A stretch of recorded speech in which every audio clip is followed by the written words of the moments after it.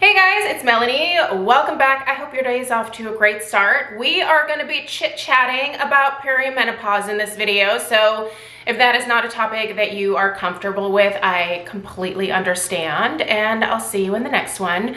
But if you too are on a little bit of a perimenopause or menopause journey yourself, hopefully these videos are helpful to you.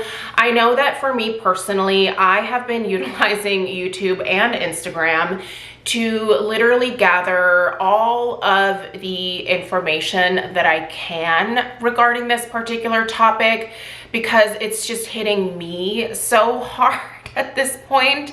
If you are new here, I am 45 years old. I started noticing some pretty major changes very suddenly in my body within the last, I would say, couple of years. And these changes have just progressively gotten, I guess you could say, worse. I just really struggle with a lot of symptoms, and I went and visited my family physician. It's been just about 2 months now, and I wanted to update you guys on how things are going because I have really noticed some very positive changes in some respects, and then in other respects, I am still really struggling, and I don't think that I have found the entire solution for me quite yet. So I also want to let you guys know what my next steps are going to be. So I will link my last video that I did on this topic in the cards up above wherever it pops up. I will also link that video in the description box down below, where it's just kind of talking about the game plan that my doctor put in place for me. Just a quick rundown. She preferred treating the symptoms of my perimenopause before moving on to HRT. So the routine that she had me on was that I needed to start an SSRI, the generic for Paxil. I think it's like called, I don't know the name of it. It's just the generic, but it is an SSRI. And I guess that the research shows that taking an SSRI can help treat a lot of the symptoms of perimenopause. And so she put me on the lowest therapeutic dose. She also gave me a prescription for trazodone to help with my insomnia, sleeping issues that I was having. Because honestly, the types of symptoms that I was having, there's massive range, right? Like everything from little things like dry eye to having itchy skin, all the way to a complete brain fog, not being able to think clearly, my emotions being a complete roller coaster, massive hot flashes, but also at the same time massive cold flashes, to where I feel so cold that like from like the inside out, like I literally feel like I cannot get warm, which is, I don't know that it's worse than a hot flash, because a hot flash makes you feel like you are burning up from the inside out, right? Like those two extremes are just incredibly uncomfortable. I've been dealing with really random bouts of nausea. And those are just a few of the symptoms. Like there was just a whole host of things that were going wrong. Now, I did have blood work done, and one of the things that my blood work did end up showing was that I was severely anemic. My ferritin levels were very low. The normal range for women, I want to say, is somewhere between like 25 and 30. My ferritin levels were 5.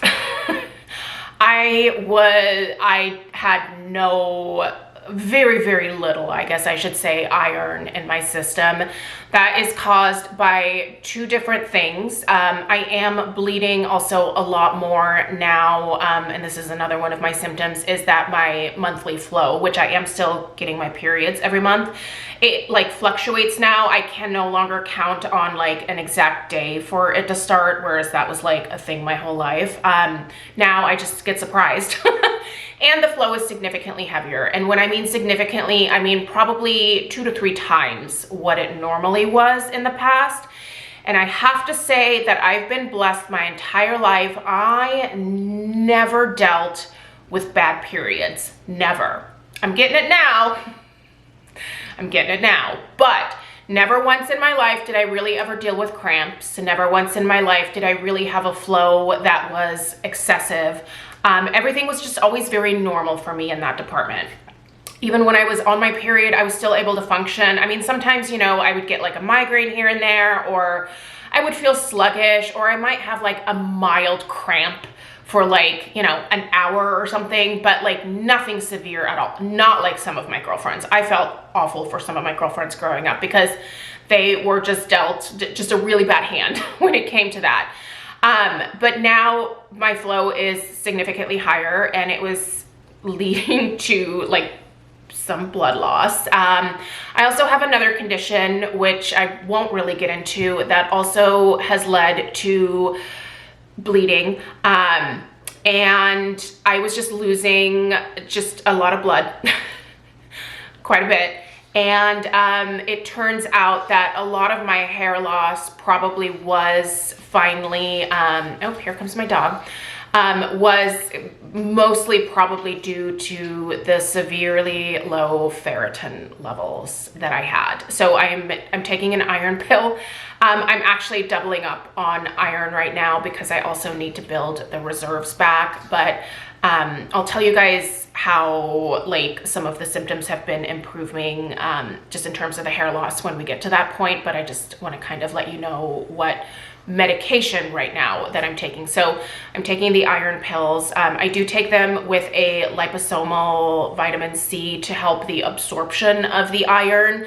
I did quite a bit of research on making sure like what is the best way for me to like build my iron stores. So I'm on a really good iron supplement. It's one that's fairly gentle. I will link the one that I'm on before, and my doctor is having me currently double up on the normal daily dose. And taking it with vitamin C, specifically a liposomal vitamin C, is just a really good thing to help with the absorption. So the SSRI, the trazodone, and the iron pills were what she initially suggested. I also had, because of the nausea, she had me do an H. pylori test to see if that was causing it. That was negative. I also ended up doing a 2-week trial of some pretty high doses of an antacid because she thought that the nausea was from an acid dysregulation.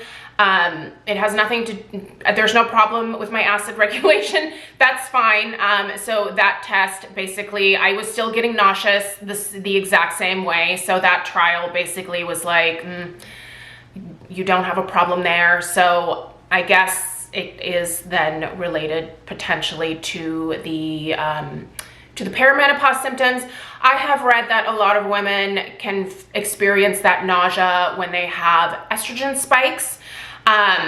So, I mean, I personally think it's related to that, but I don't have any like definitive proof of that. But I have done a couple of other things to rule out other issues that are quite common in terms of causing nausea, and none of those were the problems. So I have now been on the current path since the very beginning of October. I think I started taking my medication on October 2nd. We are now almost in December, and I'm also still taking a lot of other supplements in terms of just like vitamin D, which is, I'm probably low on vitamin D, although I have taken vitamin D very regularly for a number of years, but I don't know, I may still potentially be deficient there. She didn't test for that, but I take vitamin D. I take, right now I'm consuming pumpkin seed oil because that's supposed to help with hair growth. I'm still taking my City Beauty Complete Skin Restore supplements.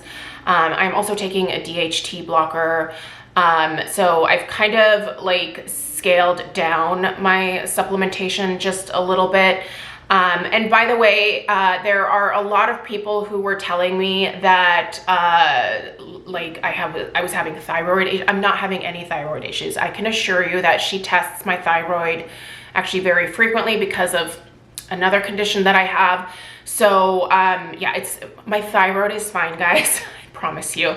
It has been tested multiple times. There's nothing wrong with my thyroid. Like this is not a thyroid issue at all. But so here's what I'm noticing. First of all, the trazodone didn't work for me. When I took the like just normal 50 milligram dose, it really didn't help me get to sleep. And when I took more than that, because she said I could double up on that would be fine, it made me feel groggy the next day, and I didn't like that. So I only took the trazodone for a few nights and basically was like, this is not for me. So no longer on any trazodone. The iron pills, yep, my other supplementation that I mentioned, yep, taking that every single day, have been very good about that. Now let's talk about the SSRI. I'm taking the generic for Paxil, and honestly, you guys, that has made such a big difference, but not really. I guess a little bit for some of my perimenopause symptoms, but honestly, I should have probably been on an antidepressant. I have been dealing with a lot of like internal personal issues over the course of the last year. My parents divorced. That was a very stressful time. It was not a good divorce. Not that any divorces ever really are, but this one was particularly nasty, I feel like, which created a lot of stress for me. I'm very close with my mother, and it was just a bad situation for her. And so that really kind of took over my life for the last year. Still not entirely done dealing with that. I also just have the stress of, you know, being a mom who works, who has a kid, who, you know, also has some stuff going on. I have a husband, I have, you know, like a house that I have to be responsible for. We have bills, you know, all the usual stuff, like all of that life stuff just kind of like packs onto you. And I've been on antidepressants in the past. I really didn't like it. And so I was actually quite hesitant to begin this routine. But I have to tell you that mentally, I am so much better. I don't feel numb. I'm on a very low dose, but it made just enough of a difference for me to feel just a lot more even keeled. My patience has come back. Some of my brain fog has cleared up. I can just think more clearly. When I am speaking, I feel like the words that I'm looking for are flowing out a little bit more easily. I just feel like I am more clear-headed, and I think that had to do with the fact that I never really like said it out loud here, but I have been severely depressed for a while. Like I don't show that on camera. But just in my life, as I am going through my everyday life, just doing the things that I need to do every day, I knew that I was severely depressed. I try to find humor in situations. You know, I still try to use social media to create an image of like, oh, I still have it together. You know, things are okay for me. I'm fine. But, you know, behind the scenes, it was a lot of crying. It was a lot of anger. It was a lot of just internal rage. Just feeling like, you know, woe is me. You know, like how you just get to a place where you just kind of go inside of yourself and you just sink, right? Like that is what I have felt for like over a year now. And having that particular medication in my system just for like roughly 2 months now has made such an enormous difference for me. I certainly don't want to take any higher dose. I'm on the very minimal therapeutic dose. And I think that that's perfect for me. I'm very afraid of feeling numb, which is why I stopped taking them at earlier points in my life. I don't believe that you should be completely numb. I think at some point you do have to work through the stuff that is happening. And, you know, I've done a lot of that with therapy throughout my life, and that's been good for me. But, you know, I feel a lot more clear-headed. But the thing is, it really has not helped the other perimenopause symptoms that I'm dealing with. The, you know, the sleeping I feel like has also kind of leveled out. But I think that's just, I think that that might also be related to just my brain not being as like, just stressed and constantly like I couldn't stop thinking, right? I feel like now I can actually sit there and say to myself, stop thinking about that, and I'm capable of doing that. I'm no longer obsessing about things that I couldn't stop obsessing about, and that is it's 100% because of the medication. I have not done anything differently, and I feel like I have found the correct medication in like this particular brand or this particular type of SSRI. I think is a really good fit for me. And I think this particular dose is a really good fit for me. So I'm going to continue that. But did it help hot flashes? Did it help, you know, the heavy flow? Did it help the dry eye? Did it help the nausea? Did it, you know, all of the other stuff, all of the other typical perimenopause symptoms that I'm dealing with? Did it stop any of those things? No. I still get hot flashes. I still have those insane cold flashes. I still, you know, just generally like my body, not my brain, but like my body still feels very much like things aren't right. Things aren't going good. So I did approach my doctor, and I told her that I would like to try hormone replacement therapy. So I'm going to get on HRT. I don't know how quickly I will be there. Honestly, at this point, the holidays are very quickly approaching. One thing that I will have to do is get a mammogram. She will not give me the prescription for the HRT until I have that mammogram, and I respect that. I completely understand. One thing that I did not mention in the last video, I know people feel very strongly about HRT, and I know that those of you that are on it say that it's life-changing, and I love that, and I really hope that that's what happens for me. But also, I do think that you have to be mindful of whether you are a good candidate for HRT or not. One of the things that I kind of have working against me, and it's something that I can fix with genetic testing, so I will be probably doing that next year at some point. I don't know the family history on my biological dad's side of the family. I have no contact with that man. I haven't since I was 5 years old. I choose not to have contact with him. I want nothing to do with that side of my family. They're not good people, and I'm not willing to even like approach my biological dad to ask the questions. I would rather just pay for genetic testing. But I don't know if there's a history of breast cancer on that side of the family, or, you know, if there is, like what type of breast cancer it is.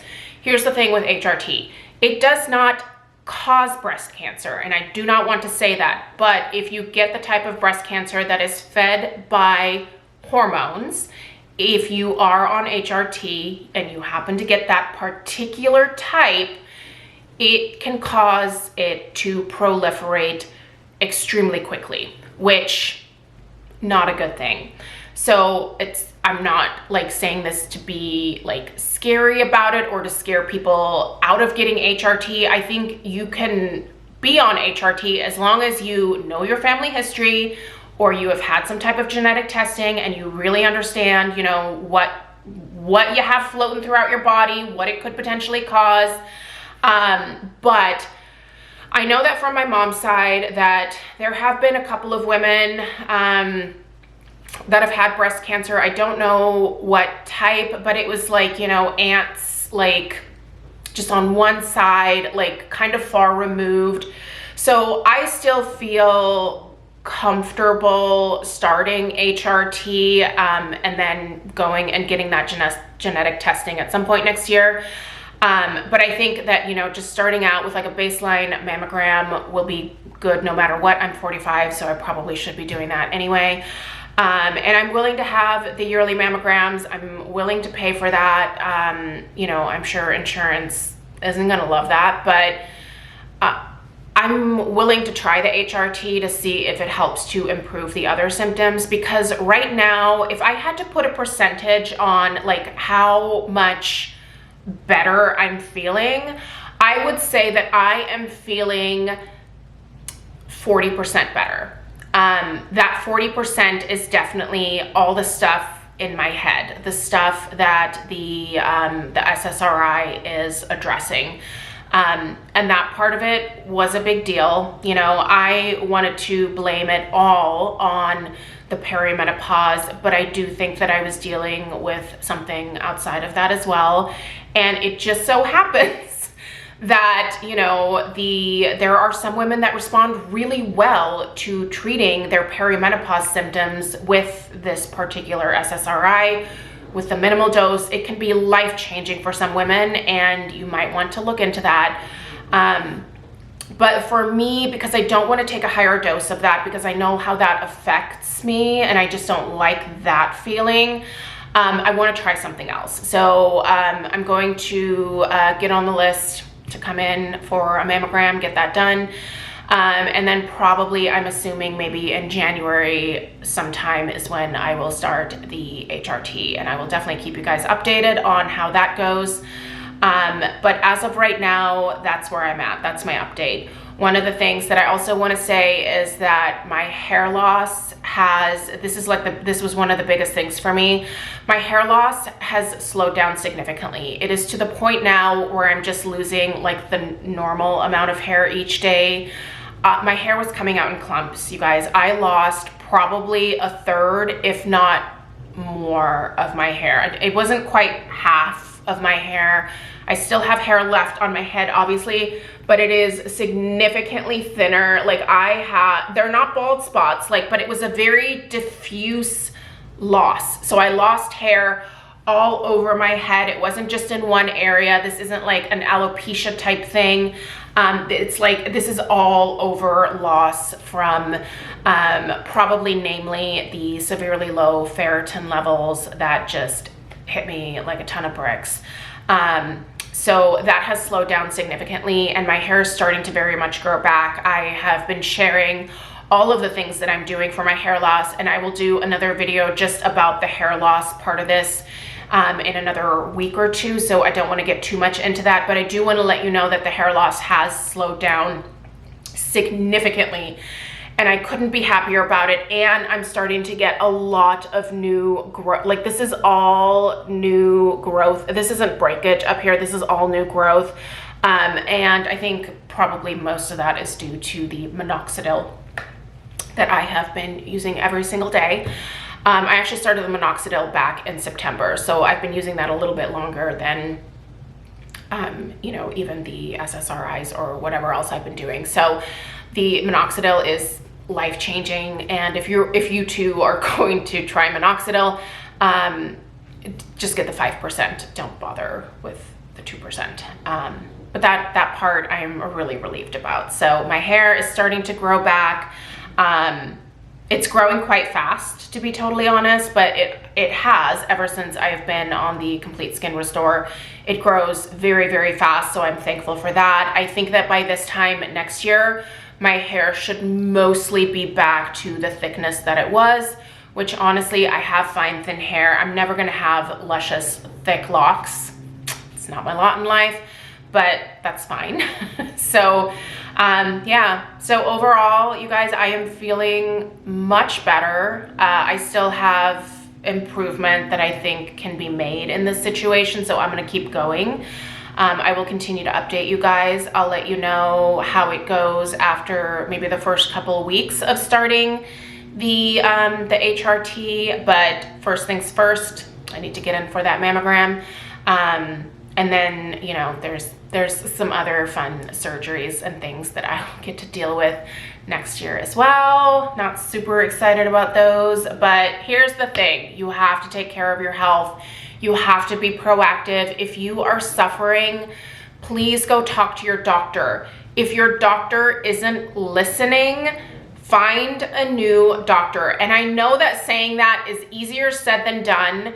I'm very lucky with my physician. She still is wanting me to, she would prefer me to try other things, but she respects the fact that I want to try HRT, and she's willing to walk me through that HRT journey, even though for her, she is more comfortable treating the symptoms rather than immediately turning to hormone replacement therapy. So I appreciate the fact that she takes that approach. And I really appreciate the fact that she also respects my own personal health decisions and is willing to support me in that. So if you do not have a physician who is supporting you with what you would like to try, I think you need to find a new doctor. And again, I know, easier said than done, but you cannot remain with someone who is not supporting you in the struggles that you're having. I do not think that doctors get enough education around this particular change of life in women. I think in general, you know, a lot of female conditions, health problems, whatever, are not researched to the degree that they should be. And I think there should be a major change in that, but that's a societal change that I don't know is coming anytime soon. And in the meantime, I think you just have to advocate for yourself, and that's what I'm doing. Talk to your doctors. If they're not listening to you, I think you need to tell them that you feel like they're not listening to you, and you need to say, if you are not going to help me with this, I will find someone else who will. And maybe that will change the tide, I don't know. But honestly, at 45, I'm done necessarily being nice to people when it comes to this stuff. And I am at this point standing up for me. And I think you need to stand up for you. If you are not getting what you need, figure out another way. I'm telling you, you have to plow through life sometimes. And when it comes to perimenopause, when it comes to menopause, keep pushing. Keep pushing, because I think a lot of physicians just expect women to back down, and we don't have to live like this. I don't have to live like this, and I'm not going to. I'm going to do something about it. I don't know if HRT is the answer for me, but I know that I'm willing to try it, and if it is a godsend, fantastic. If it's not, I'm gonna keep researching. I'm gonna keep figuring it out, because I am tired of feeling like garbage. You don't have to feel like garbage. Yeah, anyway, that's my update for you guys. I hope it was helpful. Please continue to share your stories in the comments down below. I think the more that we talk about this, I think the more that other women share, and the more that other women are able to read other people's experiences, the more proactive we can be, and the more we can push for positive change when it comes to something like this, right? So anyway, let us band together to get through this particular change of life, because it isn't fun. So anyway, that's my update for you guys. I'm feeling much better. I'm just feeling better, and I love that. And I want to keep feeling better. So I'll continue to update you guys. If you are new here, I would love it if you would take the time to subscribe. Don't forget to give this video a thumbs up for the algorithm gods. And hopefully this type of content gets pushed out a little bit more by YouTube. So, all right, you guys, have a great rest of your day, and I will see you in the next one. Check the description box for some other videos regarding this topic.